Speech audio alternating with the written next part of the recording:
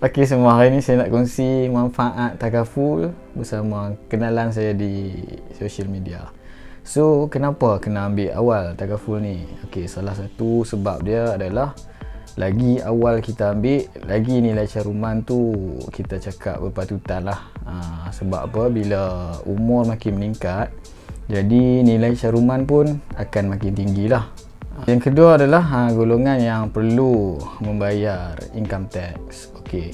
So bila kita mencarum dalam takaful, kita boleh membuat pelepasan cukai. Okey, so itu adalah kebaikan dia.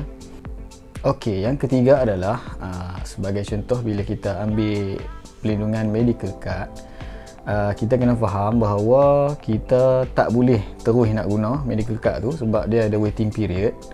Okey, jadi hal tu sangat ditekankan lah oleh ejen-ejen sebab kebanyakan orang ramai tak tahu bahawa medical card ni ada tempoh menunggu. Jadi kebanyakan beranggap bila kita sign up terus boleh pakai untuk penyakit-penyakit. Jadi dia ada tempoh menunggu dia. Sebagai contoh untuk yang demam-demam panas, yang sakit-sakit ringan ni, dia 30 hari saja waiting period dia. Untuk penyakit spesifik 120 hari. Dan kalau untuk penyakit yang berat, yang sakit kritikal, dia kena 2 tahun ke atas. Kalau kes-kes macam kemalangan, kalau yang kes macam tu dia tak ada tempoh menunggulah. Makna kata kalau sign up hari ni, esok perlindungan dah kuat kuasa, maksudnya kalau kita kemalangan, jadi boleh terus gunalah medical card tu.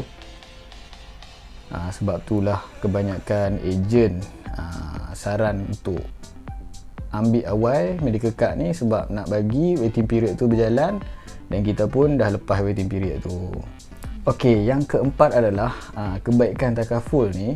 Sebagai contoh, kita ada buat simpanan sendiri. Sebagai contoh, kita mampu membuat simpanan sendiri RM200 sebulan. Okey, dengan nilai RM200 sebulan, sebagai contoh, kita ambil time frame 10 tahun. Okey, dalam tempoh 10 tahun tu macam-macam kemungkinan boleh jadi kat kita. Kita ambil sebagai contoh, kalau kata kita lumpuh, jadi adakah kita boleh buat simpanan RM200 tu macam kita masa kita sihat lah contoh.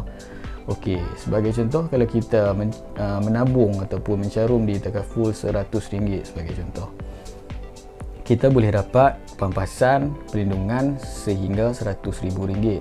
Jadi andai sepanjang kita buat simpanan sendiri dan di samping tu kita juga ada buat simpanan di takaful, so bermakna kalau kita diuji dengan lumpuh, maknanya company akan bagi perlindungan sebanyak RM100,000 tu pada kita lah.